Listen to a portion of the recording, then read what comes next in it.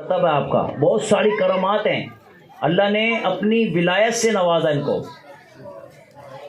اولیاء کرام کا ذکر خیر ہو اور حضرت خواجہ حسن بصری رحمۃ اللہ تعالی علیہ کے بغیر یہ مکمل نہیں ہوتا۔ آپ اتنی عظیم ہستی ہیں، آپ کے دست مبارک پر ایک ایسے شخص نے توبہ کی جو دیگر گناہوں کے ساتھ ساتھ کفن چوری کرتا تھا۔ کتنا بڑا جرم ہے! لوگ قبریں بناتے تھے، یہ نظر میں رکھتا تھا، جب دفنا کے چلے جاتے تھے تو یہ رات کے اندھیرے میں آتا تھا، کپڑے کھودتا تھا اور کفن چراتا تھا۔ اس دور میں کپڑے کی بڑی اہمیت تھی، چونکہ اب تو فیکٹریاں لگ گئی ہیں کپڑے کی، اب تو کفن چور شاید کہیں نہ ملے، اب تو شاید کوئی قبرستان میں جائے تو توبہ طائب ہو جائے۔ اس وقت میں یہ ایک جرم تھا کہ کفن چرانا یہ عام تھا۔ اب اس شخص نے حضرت خواجہ حسن بصری رحمۃ اللہ تعالیٰ علیہ کے ہاتھ پر توبہ کی، کفن چراتا تھا وہ شخص۔ حضرت حسن بصری رحمۃ اللہ تعالیٰ علیہ نے اس شخص سے معلوم فرمایا کہ مجھے کچھ بتاؤ، تم قبریں جو کھودتے تھے، کفن چراتے تھے، کچھ واقعات بتاؤ کہ تم نے کیا دیکھا، کوئی عبرت کا منظر دیکھا ہو۔ اس کفن چور نے جو حضرت خواجہ حسن بصری رحمۃ اللہ تعالیٰ علیہ سے گزارشات کی، کہا کہ چند واقعات ایسے ہیں جو میں بھولتا نہیں ہوں۔ اس نے چند قبروں کا ذکر کیا۔ اللہ اکبر! آئیے میں چند مختصر عرض کرتا ہوں، پھر آگے کی طرف چلتے ہیں۔ وہ شخص کہتا ہے ایک بار میں نے قبر کھودی، توجہ سے سنیے گا، تو اس میں ایک دل ہلا دینے والا منظر تھا۔ کیا دیکھتا ہوں کہ مردے کا چہرہ سیاہ ہے، ہاتھ پاؤں میں آگ کی زنجیریں ہیں اور اس کے منہ سے خون اور پیپ جاری ہے، نیز اس سے اس قدر بدبو آ رہی تھی کہ دماغ پھٹا جا رہا تھا۔ یہ خوفناک منظر دیکھ کر میں ڈر کر بھاگنے لگا۔ چرانے کفن گیا تھا لیکن بڑا خوفناک منظر دیکھا کہ مردہ بول اٹھا، وہ مردہ ہی بول پڑا، کیوں بھاگتا ہے؟ آ اور سن مجھے کس گناہ کی سزا مل رہی ہے۔ اے کفن چرانے والے، سن کر جا کہ کس گناہ کی وجہ سے میں اتنا بھیانک عذاب میں مبتلا ہوں۔ میں مردے کی پکار سن کر ٹھٹک کر کھڑا ہو گیا اور تمام ہمت کٹھی کر کے قبر کے قریب گیا، اور جب اندر جھانک کر دیکھا تو عذاب کے فرشتے اس کی گردن میں آگ کی زنجیریں باندھے بیٹھے تھے۔ میں نے مردے سے پوچھا تو کون ہے؟ اس نے جواب دیا میں مسلمان ابن مسلمان، مگر افسوس میں شراب پیتا تھا اور زنا کرتا تھا اور اسی بدمستی کی حالت میں مرا اور عذاب قبر میں گرفتار ہو گیا۔ دو گناہوں کا یہاں ذکر ہوا بالخصوص، شراب پینا اور زنا کرنا۔ اور اس میں یہ کر دوں، یہ جو جتنے بھی شرابی ہیں نا، جتنے بھی شرابی ہیں، یہ یاد رکھیے گا، یہ جو بھی شرابی بنتا ہے یا جوہری بنتا ہے، یہ پہلے سے شرابی یا جوہری نہیں ہوتا، یہ صحبت کی وجہ سے بنتا ہے۔ جب ایسوں کی صحبت میں بیٹھتا ہے نا جو شراب پیتے ہیں یا جوا کھیلتے ہیں، تو یہ بھی ویسے ہی ہو جاتا ہے، کیونکہ صحبت اثر رکھتی ہے۔ حدیث پاک میں صحبت اثر رکھتی ہے۔ مولانا روم رحمۃ اللہ تعالی علیہ، آپ کا فرمان بھی ہے نا کہ تیرا برا دوست زہریلے سانپ سے بھی زیادہ خطرناک ہے، کہ سانپ ڈسے گا تو فقط جان لے گا، یہ ڈسے گا تو ساتھ ایمان بھی لے جائے گا۔ شراب یہ برائیوں کی ماں کہا جاتا ہے شراب کو، اور یہ پیشاب کی طرح ناپاک ہوتی ہے، پیشاب کی طرح ناپاک ہوتی ہے، اور اس کا کاروبار کرنے والے، اس کے سہولت کار، خریدنے والے، بیچنے والے، معاونت کرنے والے، یہاں تک کہ علماء نے لکھا اٹھا کے دوسری جگہ منتقل کرنے والے، جو اس کے ٹرانسپورٹ کا کام کرتے ہیں، وہ سارے برابر کے مجرم ہیں۔ اس میں جس طرح سود کے تعلق سے ہے، سود کے کھاتے لکھنے والے، لین دین کرنے والے، معاونت کرنے والے، سہولت کار، جس طرح وہ سارے برابر کے مجرم ہیں نا، اسی طرح شراب کا بھی علماء نے یہ لکھا ہے۔ اور زنا کے تعلق سے یاد رکھے گا، زنا جو نا، زنا یہ کئی طرح کا ہوتا ہے۔ العینان تزنیان، آنکھیں زنا کرتی ہیں، آنکھوں کا زنا بدنگاہی ہے، ہاتھ زنا کرتے ہیں، کان زنا کرتے ہیں۔ اب کانوں سے کوئی بے حیائی کی باتیں سنے اور نعوذ باللہ گانے سنے، میوزک سنے، میوزک حرام ہے، تو کان بھی زنا کرتے ہیں، ہاتھ بھی زنا کرتے ہیں۔ ہم صرف اسی کو زنا نہ سمجھیں۔ اور اعلیٰ حضرت رحمۃ اللہ تعالی علیہ آپ فرماتے ہیں زنا کی جو ابتدا ہے نا، وہ آنکھ ہے۔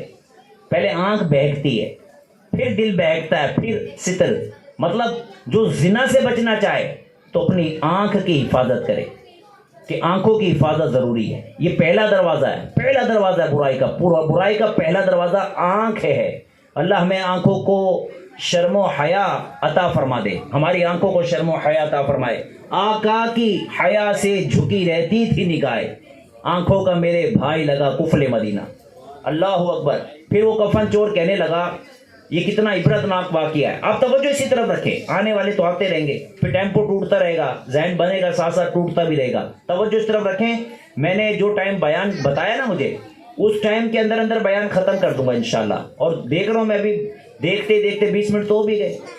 36 پر تقریباً میں نے شروع کیا تھا, اور یہ تو بلکہ 23 منٹ ہو گئے. اتنا مطلب تیزی سے وقت جا رہا ہے. وہ بھی فضیلت سنی ہے ہم نے درود پاک.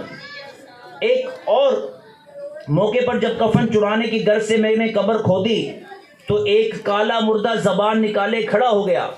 اس کے چاروں طرف آگ لپک رہی تھی. فرشتے اس کے گلے میں زنجیریں باندھ رہے تھے. اس شخص نے مجھے دیکھتے ہی پکارا, بھائی میں سخت پیاسا ہوں, مجھے تھوڑا سا پانی پلا دو. فرشتوں نے مجھ سے کہا, خبردار اس بے نمازی کو پانی مت دینا, اس بے نمازی کو پانی مت دینا. پھر میں نے ہمت کر کے اس مردے سے پوچھا, تو کون تھا اور تیرا جرم کیا ہے؟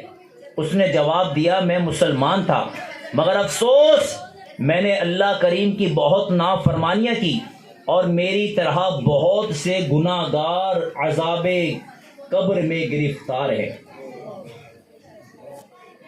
فرشتوں نے کیا کہا تھا؟ اس بے نمازی کو پانی مت دینا.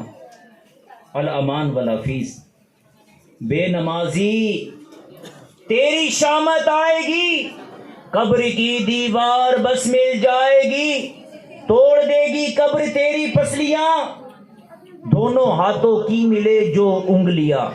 ایسے دبائے گی قبر بے نمازی کو. اور ایک روایت میں کہ جب بے نمازی کو قبر میں دفنا دیا جائے گا تو ایک گنجا سانپ اس پر مسلط کر دیا جائے گا کہ جب وہ اسے ڈسے گا تو 70 گز زمین کے نیچے دھنسا دے گا, پھر اپنے نوکیلے دانتوں سے اس کو کھینچے گا, اور صبح قیامت تک اس کے ساتھ یہ عذاب کا سلسلہ جاری رہے گا. الامان والحفیظ, بے نمازی پیاسا مرے گا, بے نمازی کا ایمان خطرے میں ہے. تفسیر ابن کثیر میں لکھا ہے کہ 4 طرح کے بد نصیب وہ ہیں کہ جن کا موت کے وقت ایمان برباد ہونے کا اندیشہ ہے, شدید اندیشہ ہے کہ موت کے وقت ان کا ایمان چھین لیا جائے گا. اللہ اکبر. وہ 4 بد نصیب کون ہیں؟ آئیے پیارے اسلامی بھائیوں میں عرض کرتا ہوں, وہ بد نصیب کون ہیں کہ موت کے وقت جن کا ایمان خطرے میں ہے. اس سے پہلے کہ وہ 4 بد نصیب میں عرض کروں, آپ یہ سن لیں کہ جن کا ایمان برباد ہو گیا ان کا کیا ہوگا.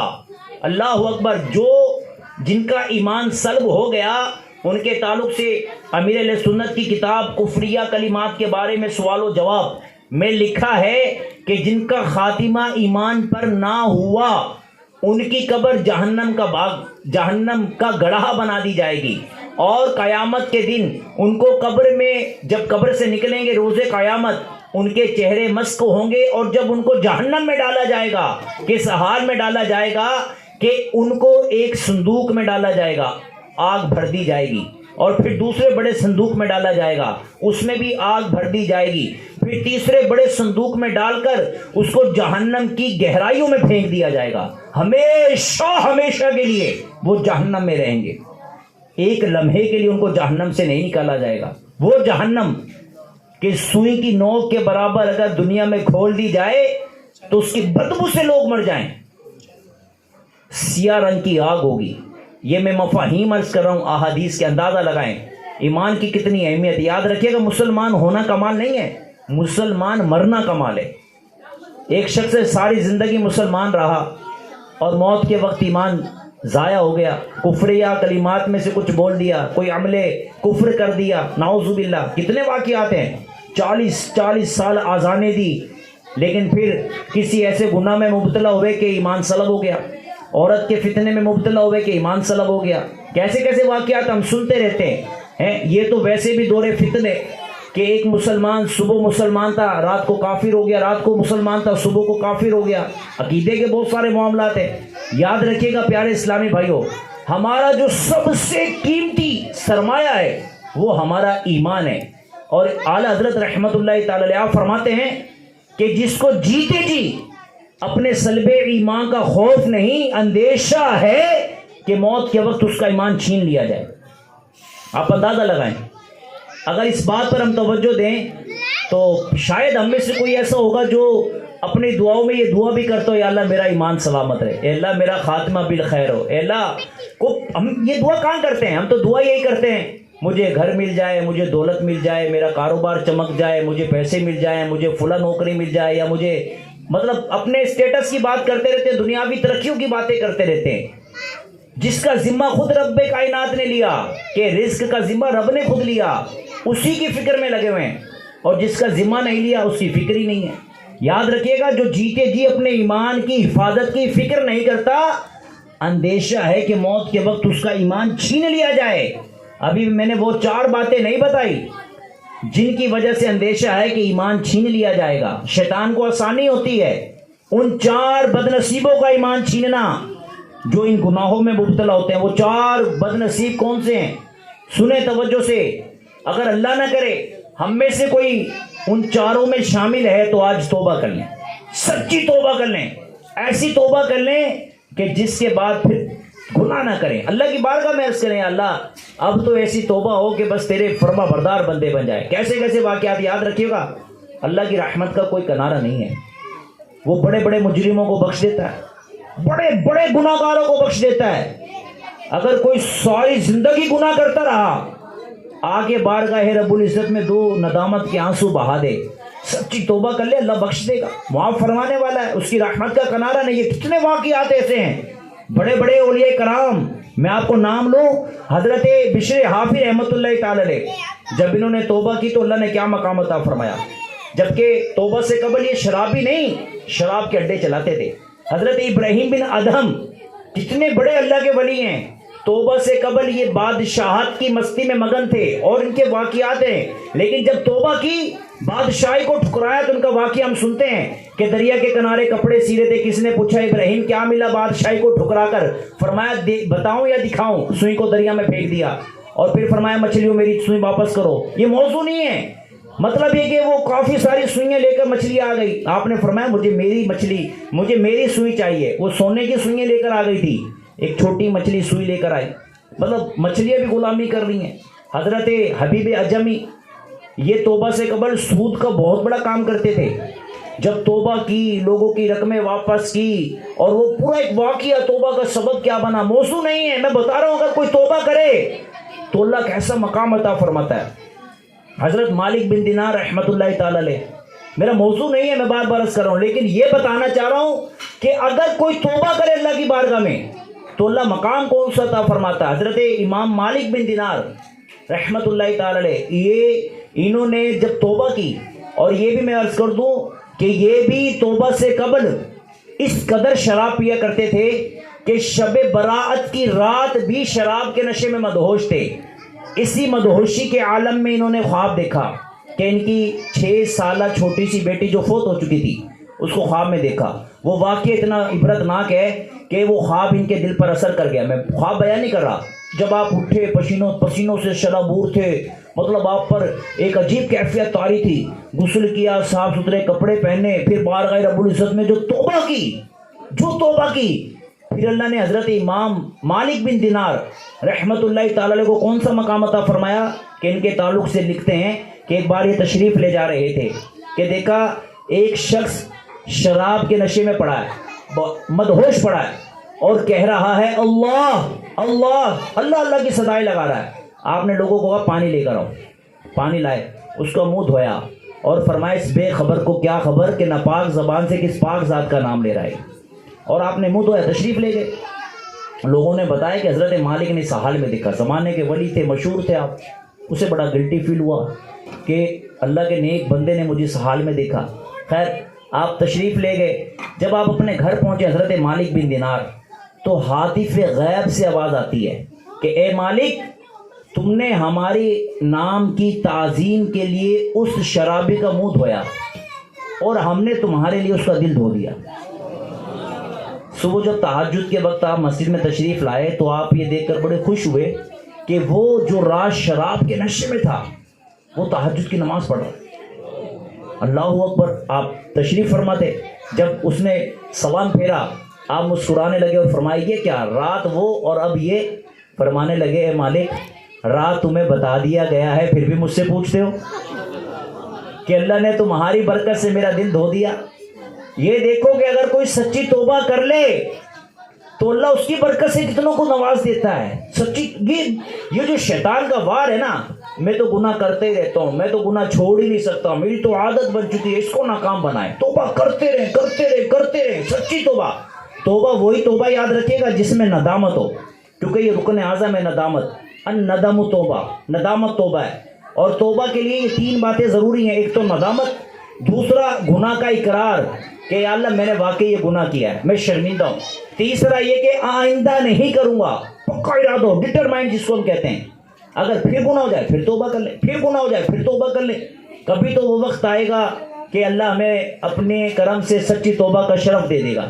اچھا, پہلا فائدہ تو یہ کم از کم جو بندہ توبہ کرتا ہے نا, پچھلے گناہ معاف ہو جاتے ہیں, پچھلے گناہ معاف ہو جاتے ہیں. اور یاد رکھیے گا توبہ کی تو ایسی ایسی قسمیں ہیں, اگر بندہ بارگاہ رب العزت میں اتنی اعلیٰ توبہ کرے, اتنی اعلیٰ توبہ کرے کہ توبہ نہ کہ قبول بلکہ مقبول ہو جائے, تو علماء نے لکھا سارے گناہ نیکیاں بن جاتی ہیں.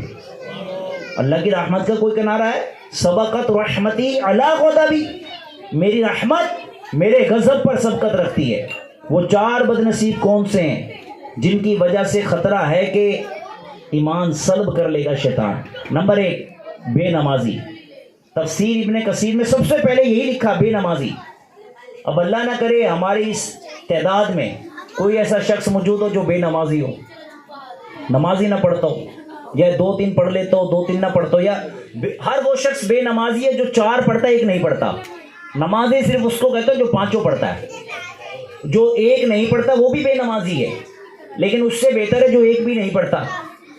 اگرچہ ہے بے نمازی, فجر میں نہیں پڑھتا, عشاء میں نہیں پڑھتا, کیونکہ 2 نمازیں منافقوں پر بھاری ہیں, ایک فجر اور ایک عشاء. یہ بڑی بھاری نماز ہے منافقوں پر, دل پر بڑی بوجھ ہوتی ہیں. منافقین کی علامات میں سے ریاکاروں پر بالخصوص کہہ لو, ایک علامت یہ ان کی کہ وہ جو عشاء کی نماز ہے نا, ان پہ ان کے دلوں پر بڑی بھاری ہوتی ہے, اور تنہائی میں جب نماز پڑھنی ہو تو دل ہی نہیں کرتا. یہ بھی منافقین کی علامت لکھی گئی ہے.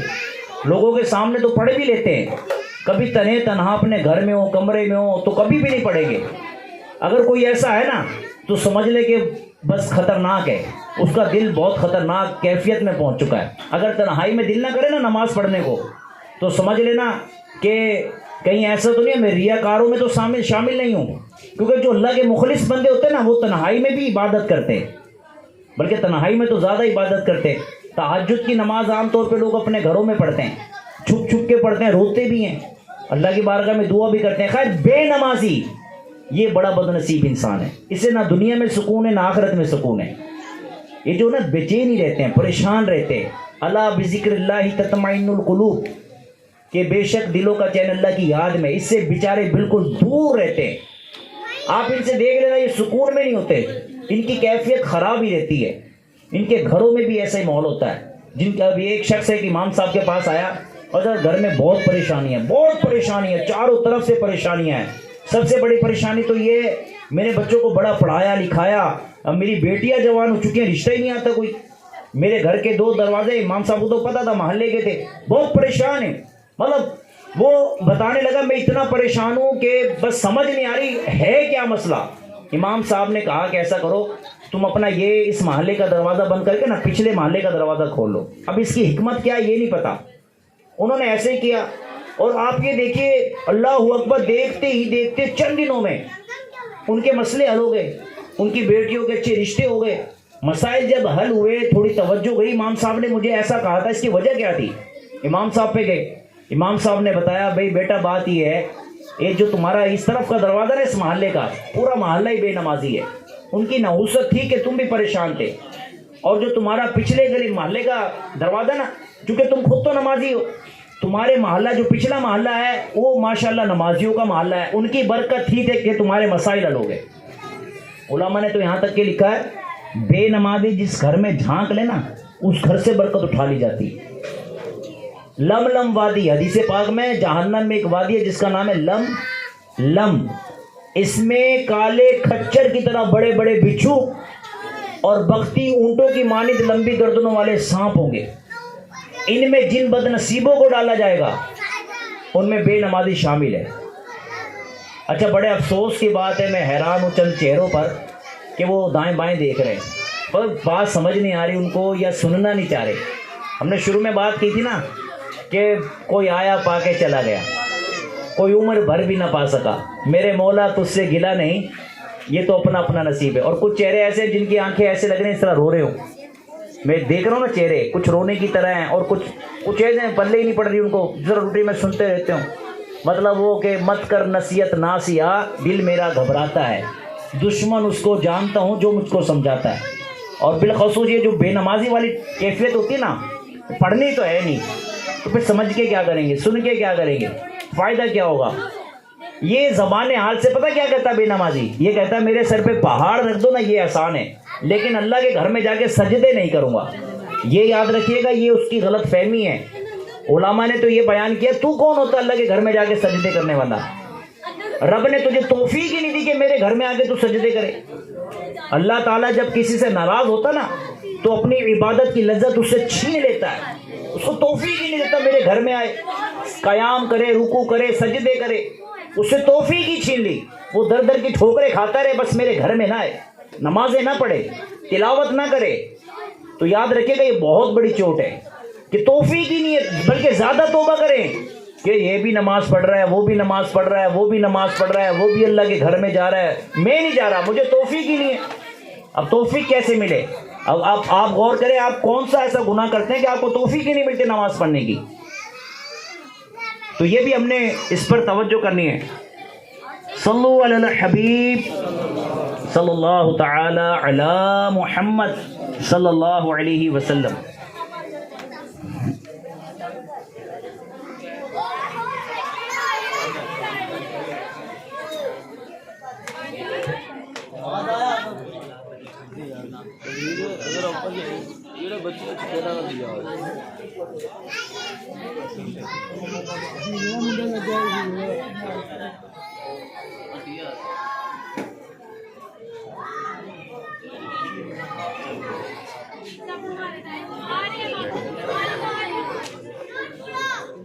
ٹھیک ہے